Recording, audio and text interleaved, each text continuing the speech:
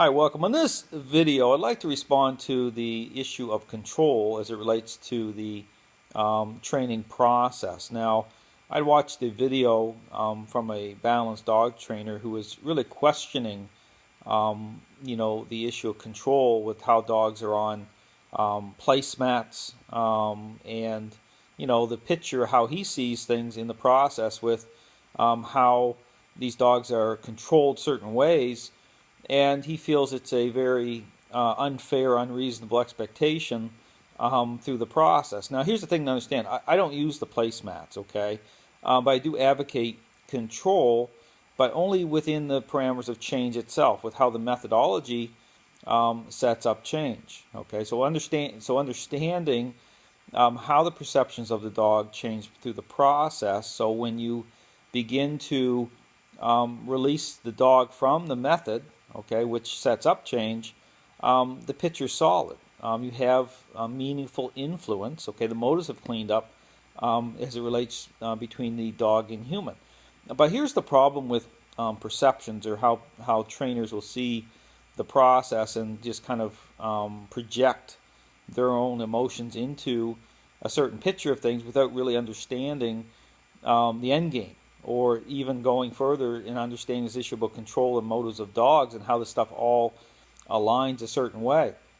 To understand this thing about the process, understand that everything is a means to an end. It merely, control itself, really is just a temporary thing within the parameters of the process, which advocates and sets up change. So but again, if you look at a certain picture and it's just about how I feel about it, I might look at a certain appearance-based picture and say, "Wow, I really don't like the way those dogs are looking. The dogs look sad," or man, that person's really advocating a high level of control of those dogs. Why can't you just let the dogs be dogs, and all these different things?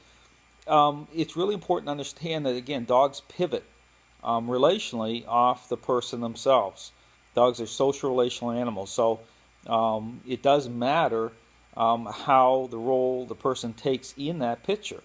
But beyond that, once you're experiencing behavior problems, it represents the motives are sideways. Okay, you got control issues going on, and the only way to come into right relationship is to approach training as a relational changing process. You have to bring a level of control online that's very specific in changing how the dog thinks, okay, the decision-making process of the dog.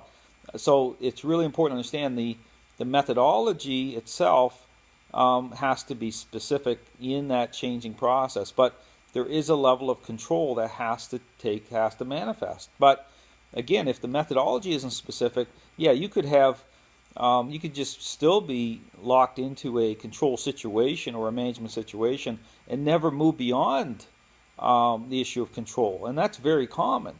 So again, it's really important to understand is if control is being advocated, the methodology has to be specific to actually create change. And so there is a difference in that.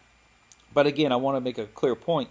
When people are looking at an appearance of something, that's a problem in the dog training world. It's all about appearances. It's all about how people feel about what they see, and that can be a problem if you don't move beyond appearances to understand these issues with the motives of dogs, these control issues, but the process itself, the specific nature of the process with how it sets up change, and that's really critical. So again, I just want to put it out there, and you hear trainers talking about not liking certain things or what they're seeing, I pretty much guarantee you they're not going further in that picture. They're just looking at it from a feelings-based narrative.